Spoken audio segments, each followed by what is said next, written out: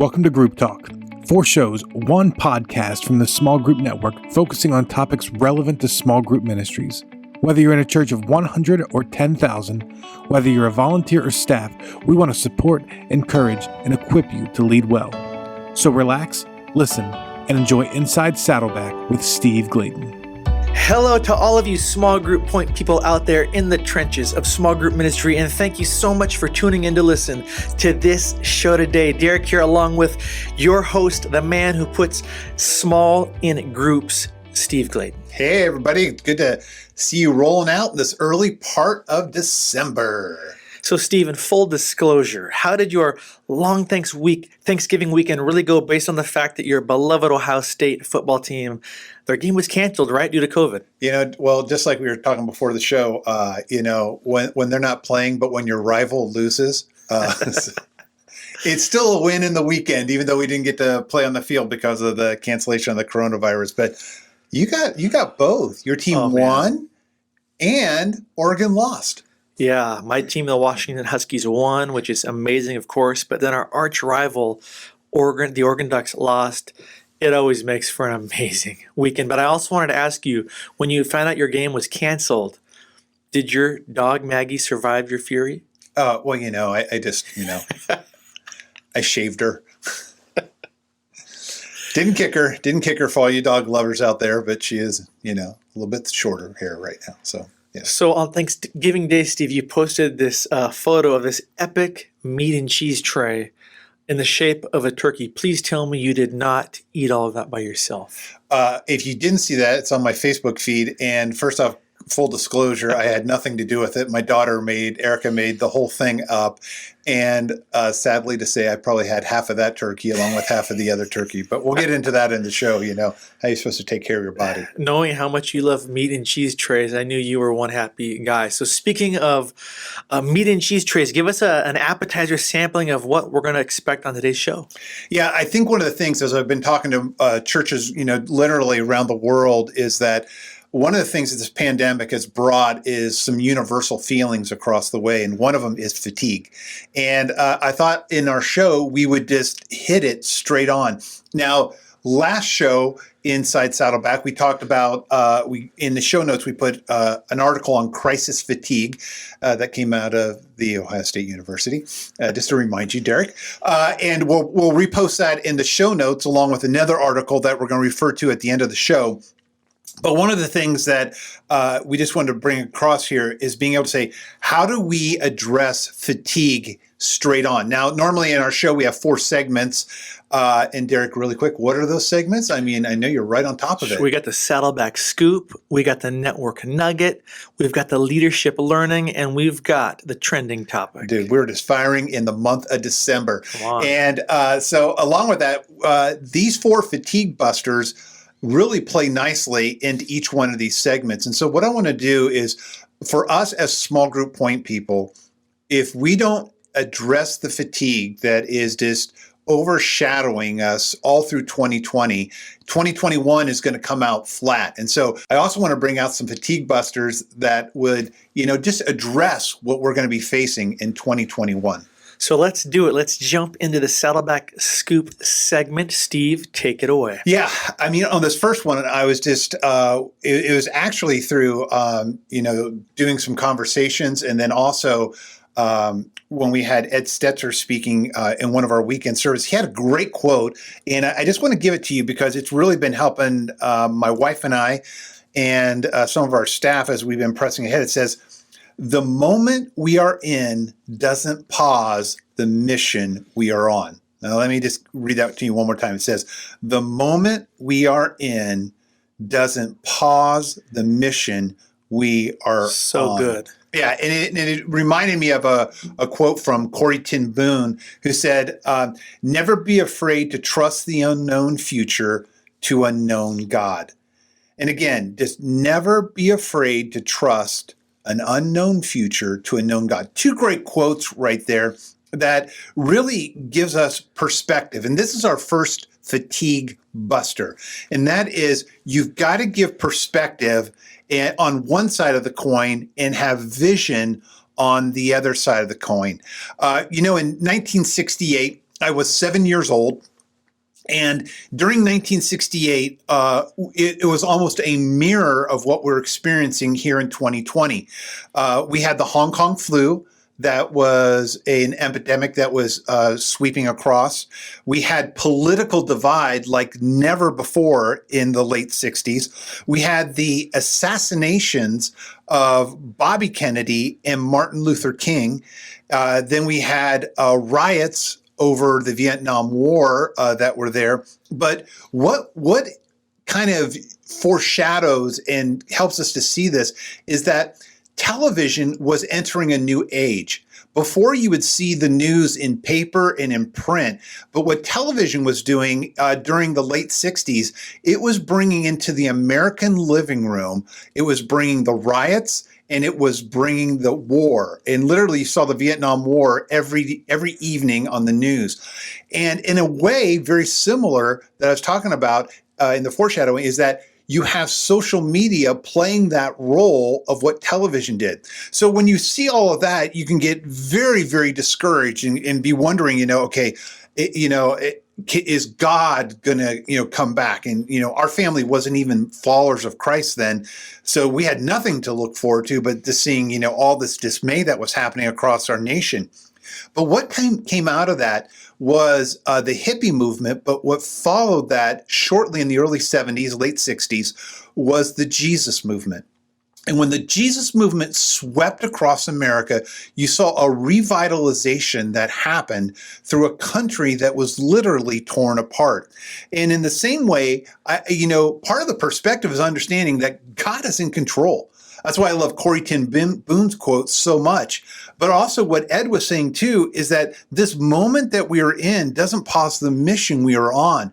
And part of what we got to understand is that even in the first century, they were going through their own pandemic, not medically, but it was physically, because they were getting persecuted, they were getting killed, they were hunted down, everybody was forced to meet into homes or small groups. And so this is just another reality. If you want to break fatigue, you've got to be the one in your leadership to give perspective and to give vision. The analogy of, our first responders, especially in the fire units, is that, whenever a fire is happening, when people are fleeing the fire teams are going towards the fire. And so you've got to ask yourself in this first section, is asking yourselves, where are your fires at in your church? Where do you need to be able to get there? And where do you need to run to? Because in moments of crisis, it really does reveal who you are, who your members are, who your leadership team is. And what you've got to understand is that, you've got to engage your people. Deeds and doing wonderful things are always on the lips of Christians, but this is where you have to engage them. So in this first section, what I would say to you, one of the main fatigue busters is being able to give vision and perspective. Those are two sides of the coin that can help your people understand and get comfort in where you are leading them. I really loved that quote by Ed Stetzer. The moments we are in doesn't pause the mission we are on. So good. And talking about perspective, Steve, I just loved how you broke down 1968. Obviously, I wasn't born until about 12 years after that. That's a little bit of a party foul. And I know you just loved giving that reference. But it is crazy to actually hear from somebody who was there the craziness of that year. And it does really give you perspective, like, oh my gosh, you're still alive, you survived, God's good. And God did amazing things in the Jesus movement. It actually swept through, the evangelical churches, but also through the Catholic churches too. And so it was great to see, on both sides of the gospel just working through both those sections of people. Great perspective. Okay, on to our Network Nugget segment. Steve, take it away. This is a great friendship. Excuse me. This is a great fatigue buster, and it is friendship. And part of what we got to realize is in fatigue, and when there's so much division, we forget about civility. And we forget about how you can walk hand in hand without seeing eye to eye. And I always hang around a lot of people that are different than me. I read a lot of perspectives that are different than mine. And part of what you have to understand is that you can be a friend to everybody. The reality is, no matter where you landed on the election, anywhere you're living, no matter where you land on the language of you speak versus somebody else's speaks, or no matter on the color of skin, you've got to understand that we love all of God's creation. God created every person on this planet. They are in His image, and we can be a friend to them. And this is where I would say, in the network, we always call these huddles because we're trying to huddle together small group point people, or in our communities of purpose, small group point people taking a strategic plan to the next level. We are always trying to focus people and get around other people. They may be different than you, but you can still be their friend. You can still have a conversation. I think of, wherever I have lived, I always want to be friends with my neighbor. Whoever I run into, I can always be a friend. And so what you got to understand is that one of the fatigue busters is understanding you need community. And you need to give community. And so whichever perspective you're on, whether you're needing it and you're attending a huddle or a COP, or maybe you're trying to give something and start something up in your area. It's not a matter of, do I have time to be friends with people? It's a matter of value, and do you value it enough? And I've even seen this played out in a lot of this on our Facebook group and across some of our boards of what we're talking about in small group land, that there's always this thing as, how's attendance doing? How's attendance happening in your small groups? And again, I'm not worried about attendance. I am worried about connection. And so there's a couple in my own small group that we haven't seen in months, but we have stayed connected with them. And part of, if you're going to bust fatigue, you got to understand it's going to look a little different than our typical gatherings. And you've seen that both on temple courts and on house to house. But with that, what I'd love to do is I'm always trying to give practical stuff, is I'd like you to just think through this. And I want to give 8 characteristics of a life-giving friend. Because when you give life into a fatigue-ridden culture, then you are busting fatigue. And so let me just go through these 8 characteristics really quick. They'll all start with B, but it's be cheerful. And it doesn't take anything to smile. And I understand that most of us are wearing masks, but I was going to say you could be a flasher, but that's not good. I know. But, flash a smile, but that's all you can flash. But, you want to be cheerful and help people see that. You can do it through a text. You can do that through an email. You can do that through a audio call or anything like that. But be cheerful, be comfortable. You want to be comfortable with that person. Help them to feel in comfort. If you don't know them, or whether you know them a lot, that can vary to different degrees, but you want to be comfortable. You want to be conversational. You want to ask questions of the people. You want to be considerate. They may say something that's completely different, something you don't agree with. They may say a word you would never say, but you want to be considerate of them and just, honor them for where they're at, not where you want them to be. You want to be consistent. If you have time, look up Proverbs 18:24. But friendship is always consistent. And in our small group, although the attendance physically or Zoom-wise might not be perfect, I will say during this pandemic that's happened since March of 2020, we have been consistent with each other, being there for one another's and practicing the one another's. Be confidential is a life-giving friend in the sense that, I can, unless they're going to harm someone or harm themselves, you keep confidence is with them. Being candid.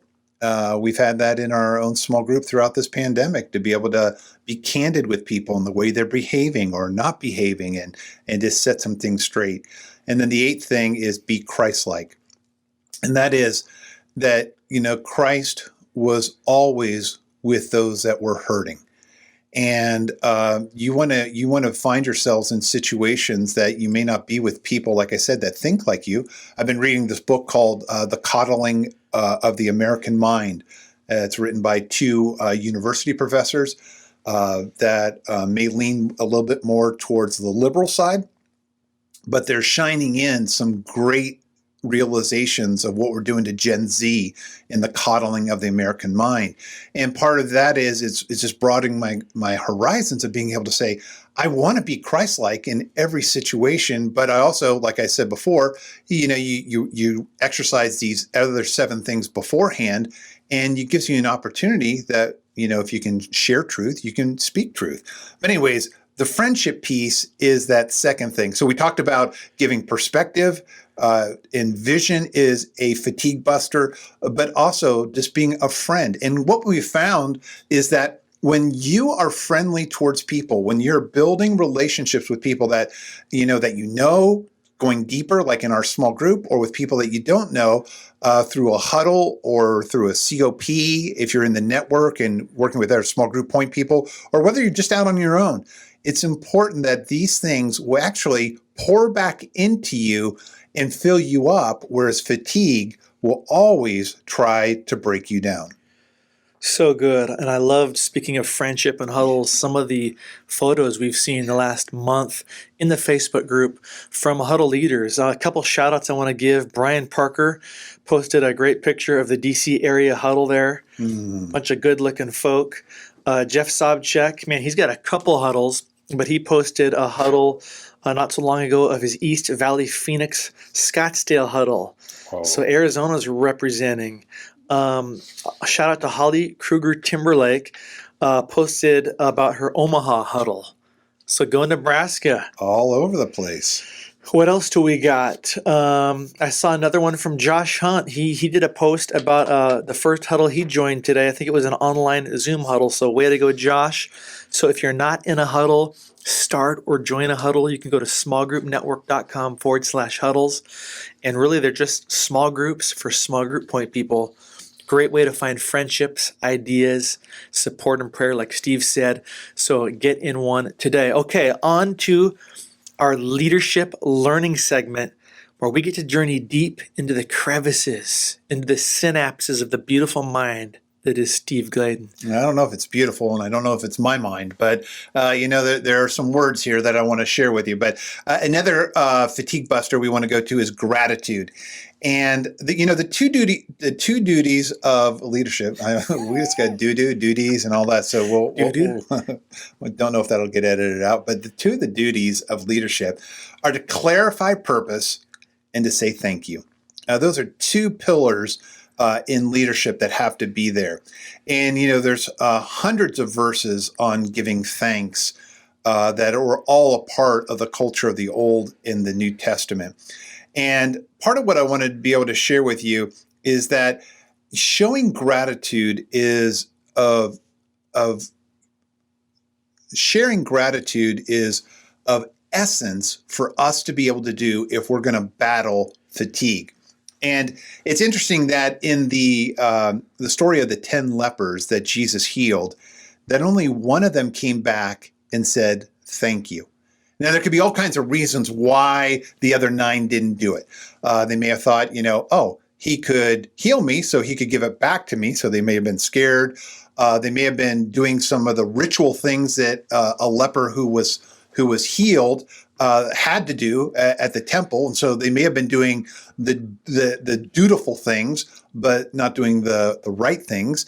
Or they just may have been fearful or busy in their day or something like that. But the point is that one did go back, and Jesus really affirmed that leper.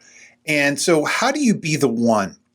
We all want to show gratitude, but how do you do that? Because when you show gratitude, you are busting fatigue. So let me give you 3 things in this block of the show that can help you out. And they are this, and I'll give them to you and then I'll go back. Be specific, be sensitive, be searching. And so if you're going to show gratitude, you got to be specific. And what I would encourage you to do is use their name.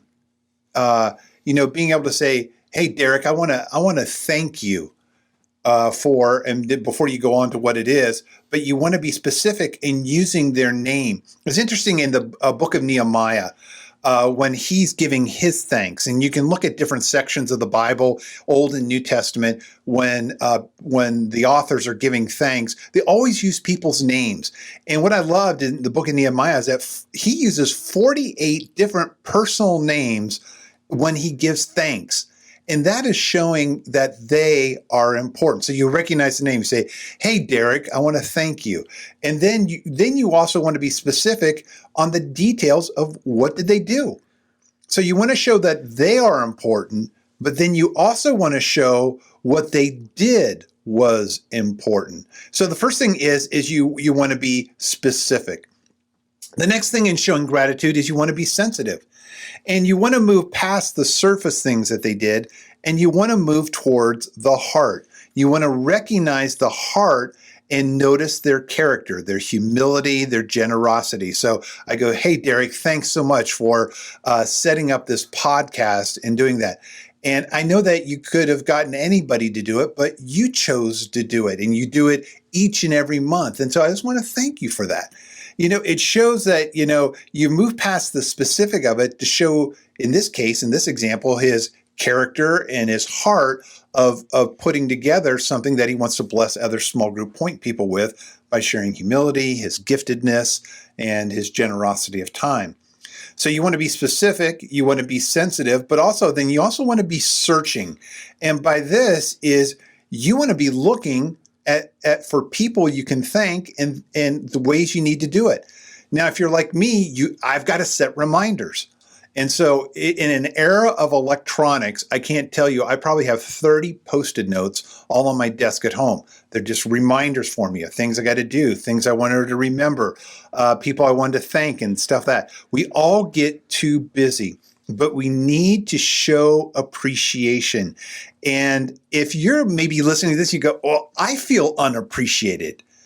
Then why don't you take the lead and appreciate somebody and do these three things of be specific, be sensitive, be searching, and, try to be a solution for somebody else and see what God does to you. But the reality is that studies have shown that you get new energy and happiness when you appreciate somebody. So actually, you're the beneficiary probably more than the person receiving it. So fatigue buster number 3 is gratitude. Great leadership learning, Steve. Especially I liked the part about being specific and using people's names. Quick story, I remember being a super young, insecure, brand new youth pastor. I was at this big event and nobody knew me or should have knew me.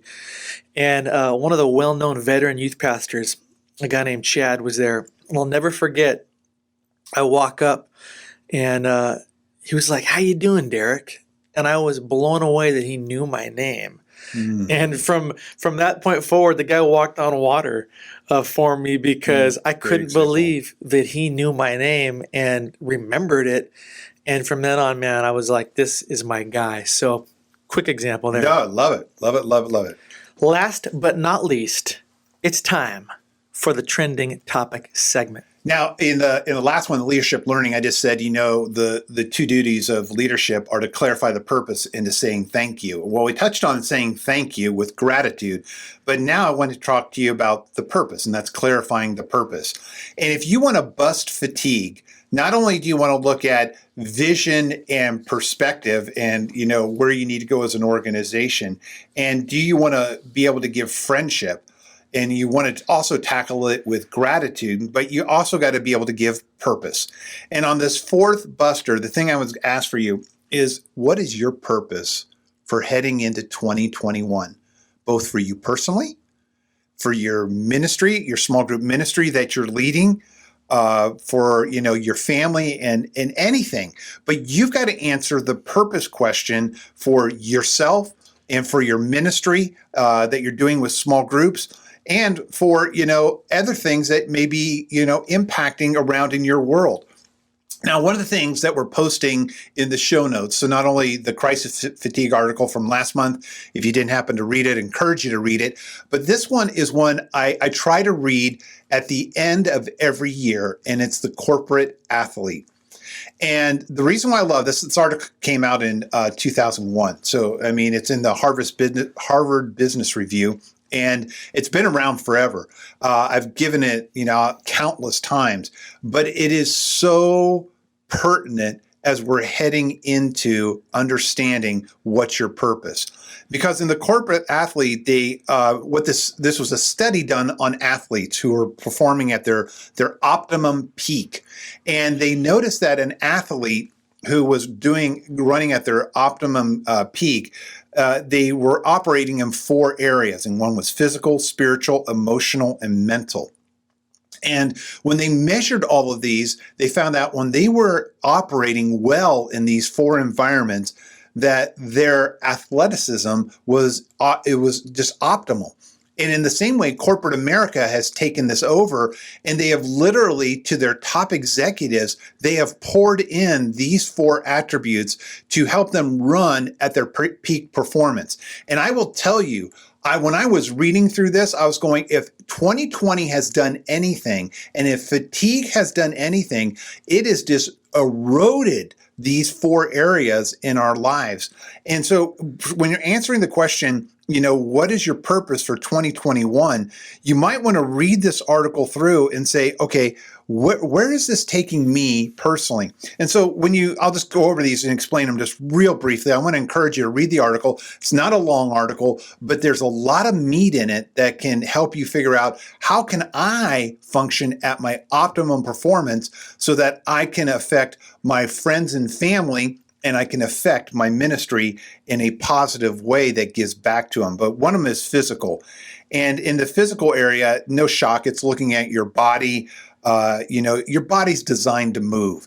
And when you are physically fit, you are going to be running at your optimum performance. Now, Thanksgiving has just eclipsed us, so I really don't want to talk about this anymore. And Christmas is in front of us.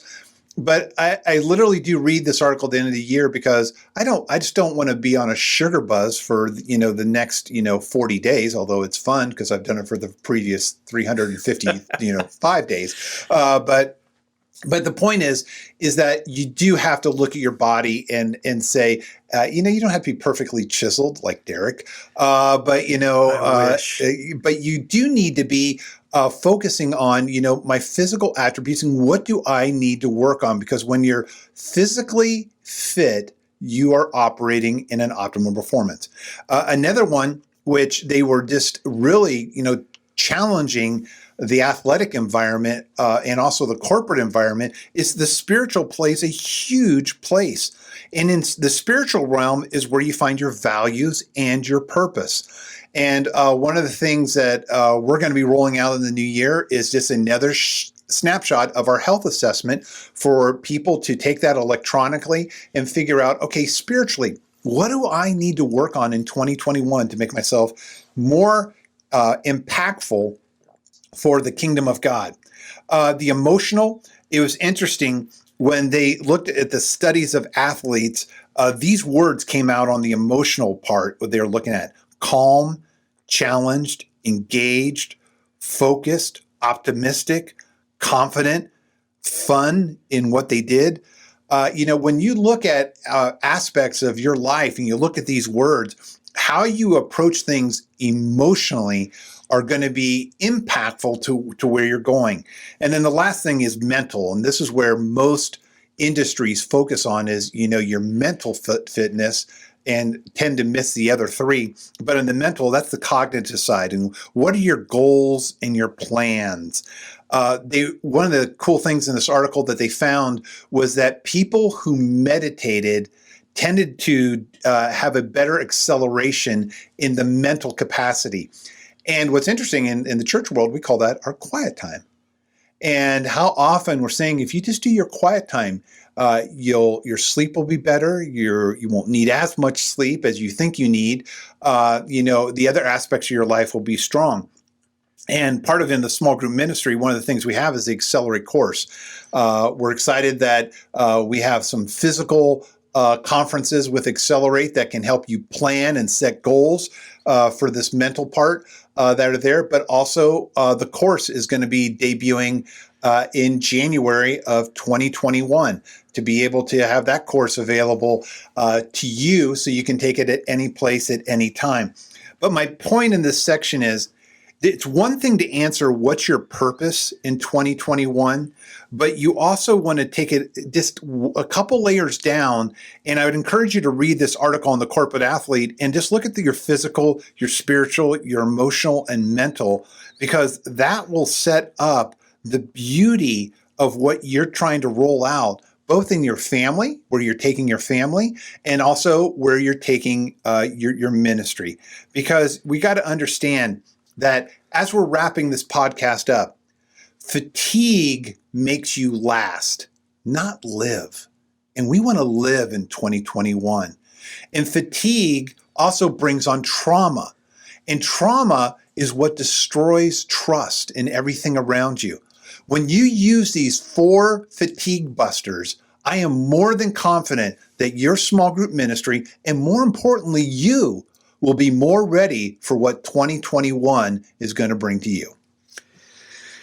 Well, thanks again, everyone, for spending a part of your day with us. We hope you enjoyed this show. And as you get ready for Christmas, we just pray it's an amazing month with you and your families. Until next time, goodbye. All right. Hey, Small Group Network family, Jason Banzoff here, Group Talk producer and Small Group Network creative arts director. Thank you so much for tuning into this episode of Inside Saddleback, and thank you to Steve and Derek for that great episode. Now, before we go, let's talk about Lobby 2021. Due to the COVID-19 restrictions in California, this year's annual lobby gathering will be held online. And this year's event will run from 9 a.m. to noon Pacific Standard Time each day, and we'll start off with general sessions in the first hour, followed by various breakout sessions on every small group hot topic you can think of. On Tuesday, enjoy our Recruiting and Training Leaders panel with our very own Steve Gladen from Saddleback, Bill Willits from North Point, and Jared Kirkwood from Mariners. On Wednesday, enjoy Coaching, How to Care for Your Leaders panel with Steve Gladen again, Bill Willits from North Point, and Dave Enns from North Coast. Visit smallgroupnetwork.com/, to register your team for as little as $39 per person. And thank you for listening to Group Talk. We invite you to subscribe to our podcast through iTunes and get new episodes downloaded automatically. Also, if you enjoy this program, please take a few minutes to give us a positive rating on iTunes so that other small group point people can find us more easily. We encourage you to visit our website at smallgroupnetwork.com to access our library of free resources, connect to a huddle with other small group ministry leaders in your area, read our blog articles, or join us on our Facebook group. Don't forget to use the hashtag SGNet when engaging with your social media channels. Thank you for your support.